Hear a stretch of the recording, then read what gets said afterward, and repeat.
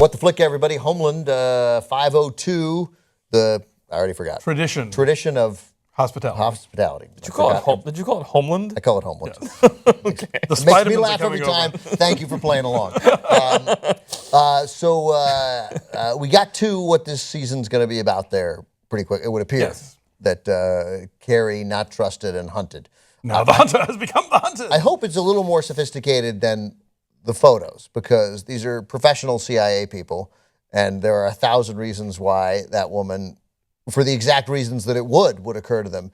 Well, maybe she was trying to verify it. Maybe she went to Carrie and asked. Yeah. I mean, a lot of reasons why they're talking outside in the open that don't indicate it's skullduggery. Look, don't indicate skullduggery. Look, I don't know if it was 2 seasons, 1 season ago. Like, I mean, they led you on for 3 or 4 episodes before they threw they pulled the rug out from under you. So there's no telling with the show that something's coming up. But I feel like they did have to like have somebody voice.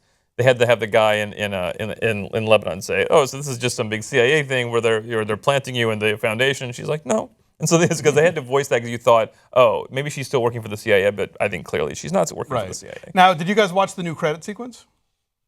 I did, yes. Where like it's now half in German. One of the lines that gets thrown in is John Kerry saying, "Edward Snowden is a coward," and it's like, oh, Snowden. Of course, that's where this is all going. Well, I mean, the journalist being named Laura is clearly about Laura Poitras. Right, Laura Poitras, and there's Snowden. There's some WikiLeaks. There's definitely some WikiLeaks. They've combined some stuff, but they're on it. I mean, and being prescient about the Syrian refugees in Germany is like amazing. Prescient about that, yeah. They caught a break there. I mean, they're the only people for whom that's good news.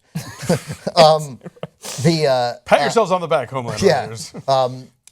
But so interesting, of course, Carrie's that bathroom breakdown that was supposed to be something for us. So what we think that she did fear death then, and it was scary that that her life matters now? Well, yeah, I think the kid does change everything. I mean, I sort of said last week, like this show can't just be about her traipsing about and being put into mortal danger and kidnapped for weeks at a time, because now there's the kid at home, right. and that's not a sexist thing. If this were a show about a single dad, it'd be the same deal. Like they've very much introduced that kid as being this sort of anchor for her that keeps her from being the person she used to be, which is a big chunk of why she's not with the CIA anymore. And so to then still be facing the same kind of crap when she's not in the CIA anymore, it's like, God damn it, I can't do this anymore, and I thought I was out of it, but I'm not. Rupert Friend's dispassionate nature is interesting. Oh no, Quinn! I think Quinn's fascinating. Yeah, really, because we don't even get a read on him when he's figuring out that the last name that he's pulled there.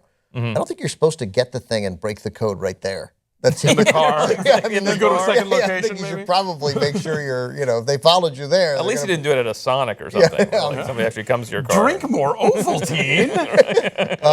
But you can't read him. You cannot read him, and he's killing people he's indifferent to it. But we know from the meeting at Langley, he's not. He's capable of passion about something. He's capable of passion. And obviously I don't think there's any chance that he's going to, I mean, he was unwilling to kill Brody, right? But that was because I think it's because he let his feelings for Carrie get in the way. I mean, so separated from all things Carrie related, he's just a killing machine. Right, but we know, but this is going to be connected to Carrie. So and let's not forget, last season his whole attempt to become a private citizen and how that was a failure. He doesn't have that. Not the things that are going to happen. Appear not to have in that. So does Saul work for F. Murray? I love our blending of characters. I know. Dar. Does Saul work for Salieri? But does Saul work for Dar? I don't know. Maybe that's not clear. They seem like they're kind of equal. Yeah, that was sort of my impression. And I mean, is Tracy Letts still running the CIA? No, he resigned. He's gone. Okay. He resigned. So he's just a voice on the phone that we don't know who the new guy is. We don't know who the new director is, but we know that. And so do we think that Dar was clearly intrigued by this woman's offer to make Saul the SAC. He can work from anywhere. He can work from home. He just needs a computer. Telecommute. Starbucks. Yeah. Starbucks is a special corner for. But I liked we had 2 moments in the show that sort of acknowledge what as the viewers get. Like, is this just another sophisticated Carrie Saul game, the woman, the head of the Berlin station chief, saying, you'd be different if this were Carrie. Yeah, I mean that's and then that random black guy in the bar saying, right. We know this is a thing. Right? No, it does seem like we're headed in a situation where they're trying to explore what it would be like if Carrie and Saul were real adversaries. Real adversaries for a while before they probably ultimately have to bring them together because they're Saul and Carrie. Sure. Now, having watched a lot of television, I suspect you guys are going to agree. There's no way Otto During is to be trusted. Like a guy who does this magnanimous $10 million gesture, but doesn't take security seriously and has this posh party I want to say and says, I'm going to do a little business. I'm wondering if this season is a little inspired by, I don't know if you saw The Honorable Woman with Maggie Gyllenhaal on the 8-part I've heard about it. series that ran on Sundance. My wife loved it. Really, it was quite good. And that was not a show we did here, so I didn't have time for it. And that was about Maggie's Gyllenhaal's character works in this kind of in this world that During does with a foundation that helps, and it's about her naivete that leads to a spy situation. So, he could just be like a naive billionaire. I mean, So you don't think he's running guns or something? Or? I don't think he's going to play in any way an ancillary role to the critical plot points. It strikes me. You don't hire that. He's a good actor. He's a good popular German actor. Right, right. I feel evility there, if I may make up a word. I do trust. Evilocity? Yeah. I trust Ginger Lawyer. If there's any one person on this who so far I'm thinking Ginger Lawyer? they're above board, Ginger Lawyer for sure. I do too. Yeah, he seemed. Although I was convinced, you don't trust anybody on the show because I know. When Carrie were having that nice conversation, but he was looking at a computer screen, and I thought it was like it was going to be the surveillance of Carrie there or something, and I was like, oh no, it's nothing. You should think it was on the computer. It's probably just porn. Yeah. Angry Birds. Yeah, Angry Birds. Right.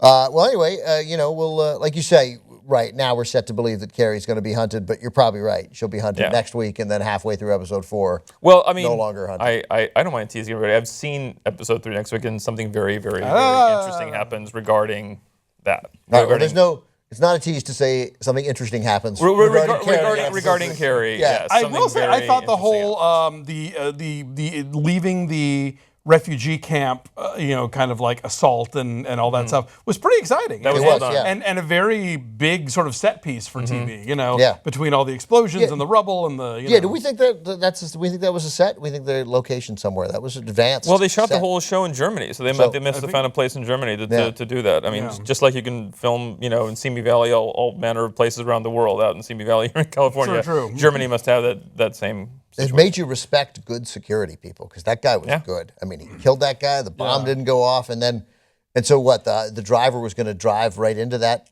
trap. I guess that driver was willing to die for this. Because I don't know that the driver necessarily was part of it. She threw him out. Like he was not stopping. And he wasn't. I think he ran because something exploded, and he was just like, "I'm But why getting out didn't of he here." stop? Oh. She had to make him stop. It was almost like he was ready to go there, but then she called. I don't know. It doesn't matter. By the way, other security guy, Max Beasley, co-star of Glitter. Oh, is that right? Yes. Wow. That is a. I knew you'd mention it. I couldn't not. Knew it. I couldn't not. Anyway, with somebody. Once again, I like these characters. Happy Happy to be back with them. I agree. See you next week. Thanks for watching.